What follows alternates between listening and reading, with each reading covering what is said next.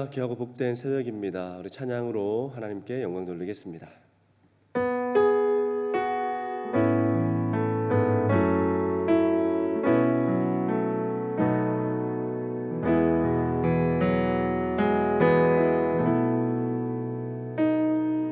두 손 들고 찬양합니다. 다시 오실 왕 여호와께 오직 주만이 나를 다스리. 우리 한 번 더 하겠습니다. 두 손 들고 찬양합니다. 두 손 들고 찬양합니다. 다시 오실 왕 여호와께 오직 주만이 나를 다스리네.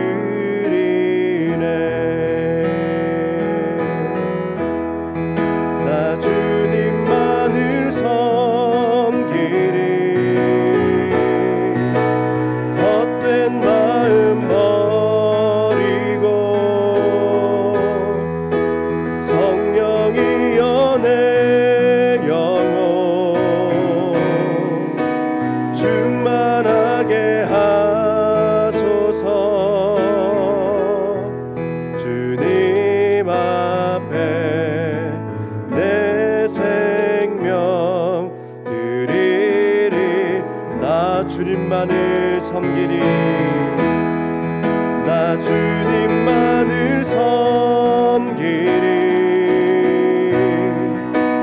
헛된 마음 버리고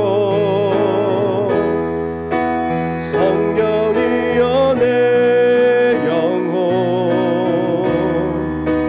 충만하게 하소서. 주님 앞에 내 생명 드리리라.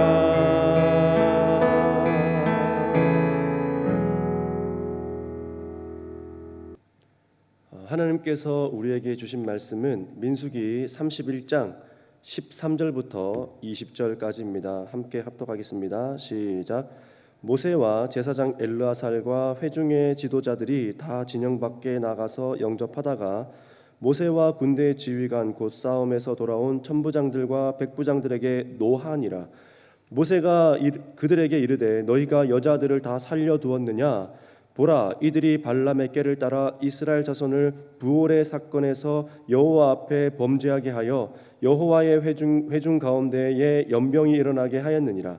그러므로 아이들 중에서 남자는 다 죽이고 여자와 동침하여 사내를 아는 여자도 다 죽이고 남자와 동침하지 아니하여 사내를 알지 못하는 여자들은 다 너희를 위하여 살려둘 것이니라.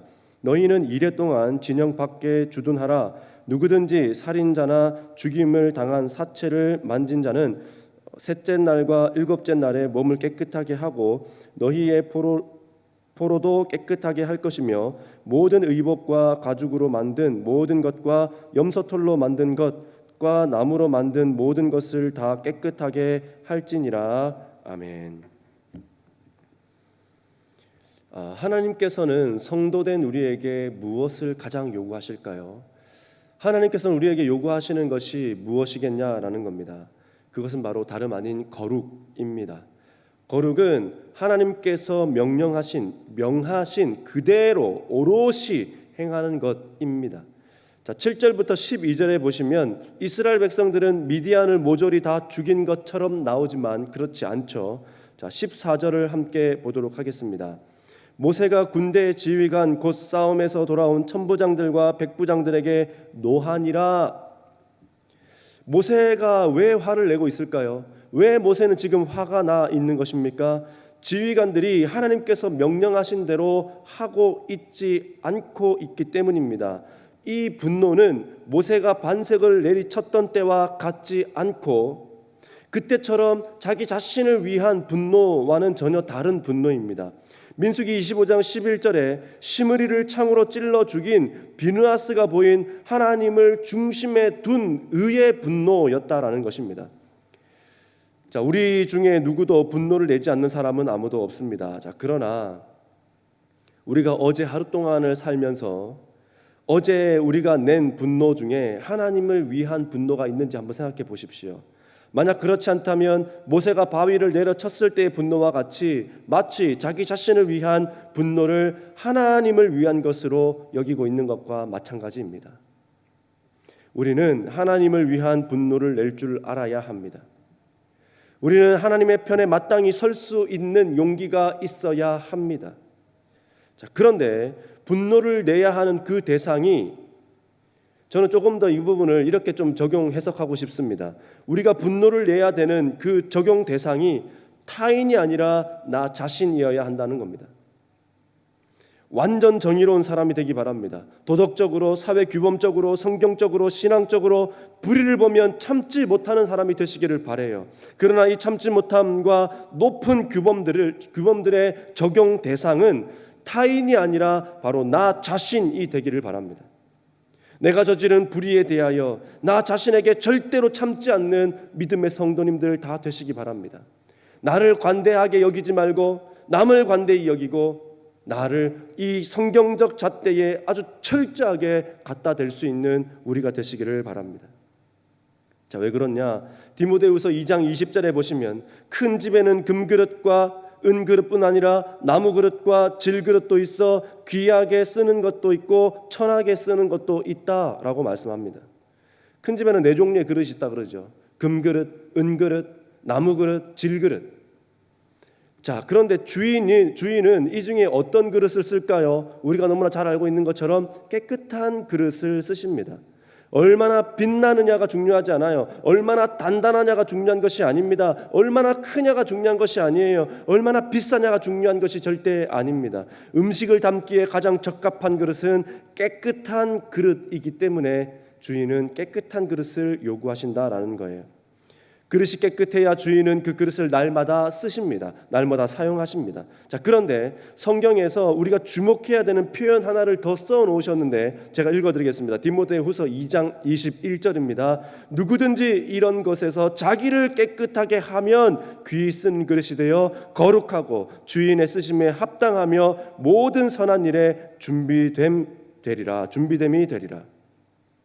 뭐라고 말씀하십니까? 스스로 깨끗하게 해야 한다는 겁니다. 누군가가 깨끗하게 해주는 것이 아니라 나 스스로가 깨끗하게 해야 한다라는 것이에요. 이렇게 깨끗해지면 귀하게 쓰는 그릇이 되는데 이 그릇에는 3가지 특징이 있습니다. 깨끗하게 쓰여지는 그릇의 3가지 특징. 첫 번째, 거룩하고입니다. 제사에 바쳐지는 제물과 관계된 단어입니다. 자신을 구별시켜서 하나님께 순수하고 온전하게 바치는 것, 이게 거룩입니다. 다른 게 거룩이 아니에요. 하나님께 드려지는 제물과 같은 겁니다. 나 자신을 구별시키는 것. 하나님께 제물을 드릴 때에도 구별된 제물을 드렸잖아요. 흠이 없는 제물을 드렸잖아요. 그리고 흠이 없는 제물이 드려질 때 어떻겠습니까? 죽여서 드려지는 거잖아요. 내 의견과 내 뜻과 내 생각이 나타나는 것이 아니라 완전히 죽은 상태에서 타 없어지는 것, 이게 바로 거룩이라는 겁니다. 나는 없고 하나님만 계신 게 거룩이라는 것이에요. 두 번째입니다. 주인의 쓰임에 합당하며 하나님을 기쁘게 해드린다라는 겁니다. 주인의 쓰임에 합당하다. 얼마나 기쁠까요? 그 그릇을 쓸 때, 깨끗한 그릇을 볼 때 얼마나 기쁘고 행복하겠습니까? 하나님의 마음을 기쁘게 해드린다는 거예요. 무엇으로 하나님을 기쁘게 할 수 있을까? 어떤 것으로 하나님을 기쁘게 할 수 있을까? 그건 간단합니다. 하나님과 가까이 할 때에, 하나님과 가까이 하고 그의 뜻을 준행할 때에, 하나님의 말씀대로 살 때에 이것이 하나님을 가장 기쁘게 하는 것입니다. 하나님이 가장 쓰시고 싶은 사람이 바로 그런 사람이죠. 3번째, 모든 선한 일에 예비됨이 되리라. 자, 이게 무슨 말이냐면요, 모든 일과 관계에서 사람들에게 유익을 끼칠 준비가 되어 있는 사람이라는 말입니다. 마음밭 자체가 다르다는 말이죠. 내게 주어진 또는 일어난 일들을 통해서 하나님의 영광만 드러내려고 하는 사람, 그런 사람이 바로 이렇게 쓰임받는 사람, 것입니다. 우리가 이런 그릇이 되기를 바랍니다. 우리의 삶이 단 한 번뿐이기 때문에 일생이라고 그러잖아요. 이 일생뿐인, 이 단 한 번뿐인 이 삶이 하나님을 위해 멋지게 쓰이다 주의 부름을 받고 갔으면 좋겠습니다. 우리의 일평생 동안에 단 한 번도 하나님께 쓰임받는 때가 없다라고 한다면 이것보다 슬픈 것이 어디 있겠냐 이 말이에요. 한 번뿐인 이 삶이 어떤 모양으로라도 제대로 하나님 앞에 쓰임받고 주의 부름받는 우리가 되었으면 좋겠습니다. 자, 우리가 보고 있는 이 민수기는 사실 실패한 역사가 기록되어 있는 책입니다. 실패가 기록되어 있는 책. 자, 그러면 왜 실패의 역사를 기록한 것일까요? 부끄러운 자료들, 치부를 드러내는 자료들은 삭제해야 되는데 왜 이것을 기록한 것일까요? 민수기에서 이스라엘 백성들의 실패를 통해서 우리는 이 본장, 이 본서를 맞아들이는 우리는 어떻게 해야 된다는 겁니까? 이들과 같이 똑같은 그들과 같은 길을 걷는 것이 아니라 그들의 길을 떠나서 그들의 길이 아닌 오직 하나님의 영광을 위한 길로 가게 하기 위해서 이 글을 계속 쓰고 있다라는 사실입니다. 자, 15절이요. 모세가 그들에게 이르되 너희가 여자들을 다 살려두었느냐?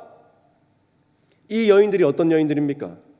하나님께서 그토록 싫어하시는 우상 숭배를 이스라엘 백성들로 하여금 직접적으로 가담시킨 여인들이잖아요.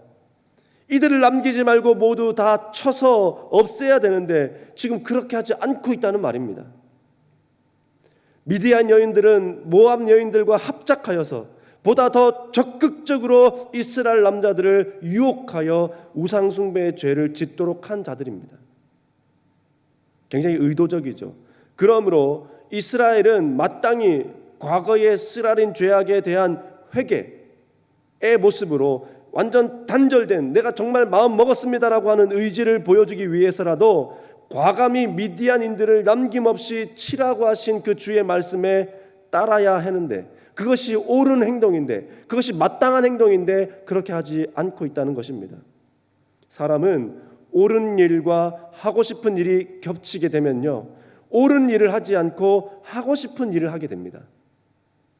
다시 말해서 이 말은 하고 싶은 일을 옳은 일로 여긴다라는 것이에요. 명분과 이유를 만들어서 마치 남겨두는 것이, 이 여인들을 남겨두는 것이 마땅한 것처럼, 합당한 것처럼, 무슨 자비를 베푸는 것처럼 그렇게 이용한다라는 겁니다. 그러나 기억하십시오. 사울 왕이 하나님의 말씀에 모두 진멸하라 하신 그 뜻을 저버리고 좋아 보이는 것들을 남겨두었다가 그것이 사무엘에게 들통나자 어떻게 말했습니까? 내가 하나님께 좋은 것을 드리려고 남겨놓았다라고 그렇게 말했습니다. 말이 안 되는 말을 늘어놓았지만 하나님은 그를 버리십니다. 그릇이 더러워졌기 때문이죠. 그 그릇에는 더 이상 음식을 담을 수 없기 때문입니다. 주인이 더 이상 그 쓸 수 없는 그릇이 됐다는 거예요. 금으로 된 그릇이라도 더러우면 쓸 수 없는 것처럼 말입니다. 우리 또한 하고 싶은 일을 하면서도 옳은 일이라 명분과 이유를 대지 않기 바랍니다. 어쩔 수 없었다 이유와 명분을 대지 않기 바랍니다. 16절에 이렇게 이야기합니다. 이들이 발람의 꾀를 쫓아. 이스라엘이 시뜸에서 저지른 음행과 우상 숭배는 전적으로 발람의 꾀에 따른 결과였습니다.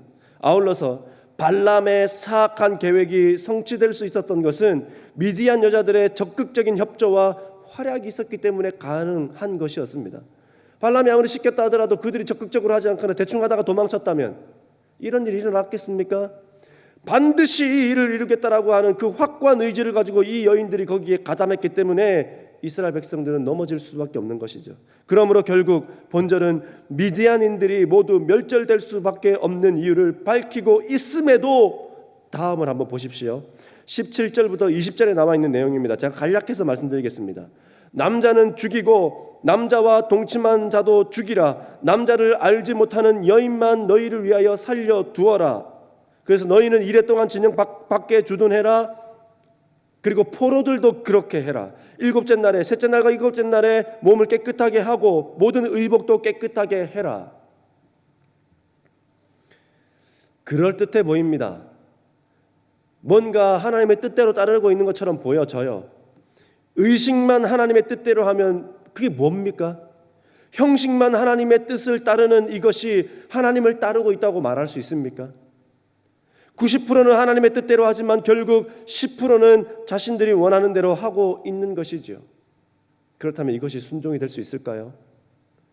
하나님께서 왜 저들을 진멸하라고 하셨는지, 이 이스라엘 백성들은 자기들이 당하게 될 훗날을 보지 못하니까 당장의 아쉬움이 더 크게 여겨지고, 그리고 이들을 남겨두어 종으로 쓰겠다라고 지금 이야기하고 있는 겁니다.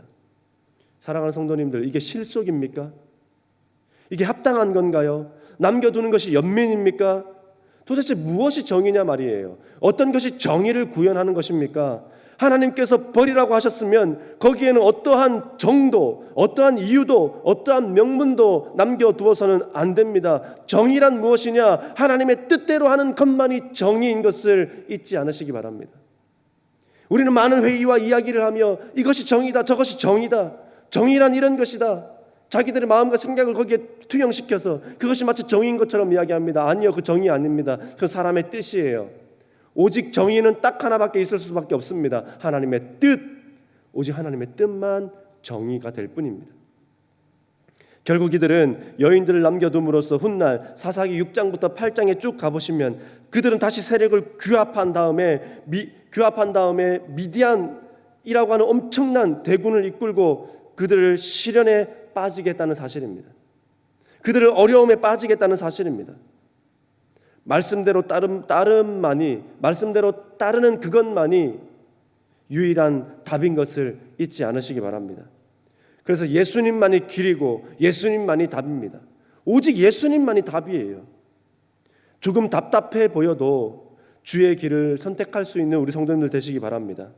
오직 주의 길로만 갈 수 있는 우리 모든 성도님들 되시기 바랍니다. 작은 것 때문에 큰 것을 잃어버리는 사람이 단 한 분도 없으시기를 예수님의 이름으로 축복합니다. 기도하겠습니다. 좋으신 하나님,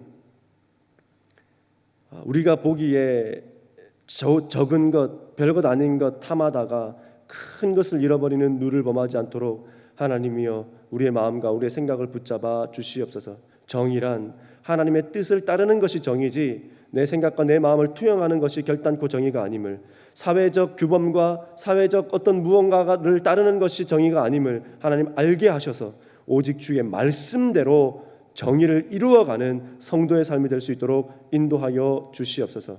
90%가 아니라 100으로 주님께 영광 돌리는 우리 모두가 되게 하여 주시옵소서. 감사함을 드리며 살아계신 예수님의 이름으로 기도드립니다. 아멘.